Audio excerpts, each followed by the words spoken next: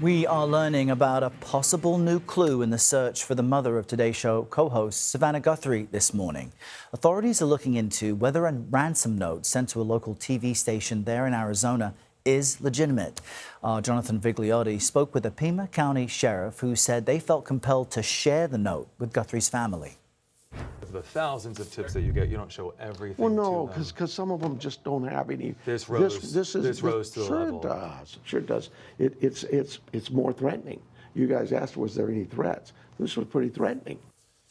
Jarred Hill joins me here in studio now. He's been following this heartbreaking case since it broke. Jarred, what more do we know? Good morning. Errol, investigators said that they had hoped to keep this purported ransom note under wraps, at least until TMZ reported they too received what seems to be a ransom note. While the legitimacy is still a question, investigators say that they are taking this and every piece of evidence seriously as they search for Nancy Guthrie. We don't know where she is. Critical questions as the search for Nancy Guthrie, mom of Today Show co-host Savannah Guthrie, stretches into a fourth day. We do believe that Nancy was taken from her home against her will. Pima County Sheriff Chris Nanos confirms to CBS News an apparent ransom note sent to a local TV station is now a part of the investigation. In it, specific details about the 84-year-old's home and what she was wearing the night she went missing, but he would not confirm its authenticity. It's like any piece of evidence.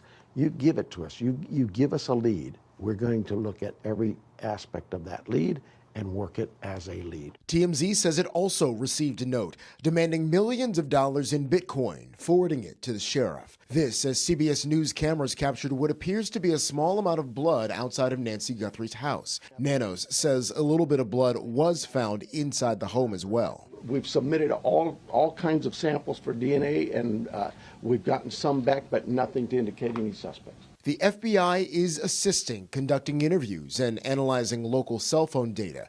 The agency also asking for the public's help. Every lead and tip is important. We are aggressively pursuing and looking into every single one. As the search continues, the sheriff says he does not believe the broader community is in danger. The sheriff also says surveillance video hasn't yielded any clues yet. They're trying to recover any possible footage that might have auto-deleted. Meanwhile, yesterday, President Trump said he is planning on calling Savannah Guthrie, describing the situation, Errol, as terrible. Yeah. All right, Jarred, thank you very much. For more on what investigators might be looking into, we're joined now by Doug Kouns, founder and CEO of Veracity and a former special agent and supervisory special agent of the FBI. Good morning, Doug. So give us your take here. How does this apparent ransom note, the legitimacy is still being looked into, but if it does turn out to be real, how does it change the investigation? Well, it's like the sheriff said, it's another piece of evidence, and it's treated as such. They're still working on authenticating it.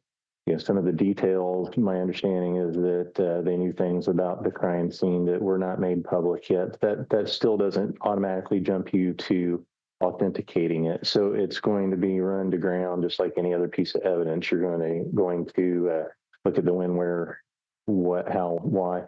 Where did it come from? Who might have sent it? Who did it go to? How was it sent? All those things have to be answered. And if it is then authenticated, perhaps that starts a dialogue with whoever's responsible. But the concern is this is public. Other people know that you have a missing person, and anybody can send in a ransom note and say, yeah, it was us, and we want these millions of dollars in crypto. And you just can't assume that is accurate. Right. You'd hate for investigators to be distracted as they race to find and save Nancy. Let's just wonder that if there is a demand for money, does that mean the victim may be better treated? Because we do know that Nancy is at least without her medication, which she does need. It's possible. It's hard to speculate on that because every criminal, every person that would do something like that is different. You don't know about their emotional state, about their desperation. There's so many factors. It's hard to answer that question. The medication, and that's certainly of concern. You know, this isn't just a minor thing. It's something that she needs to survive, and that will certainly play a factor. And perhaps that will push this along faster than it might have gone. but we'll just have to wait and see on that one. Yeah, we're wishing for the best. Doug, thank you very much.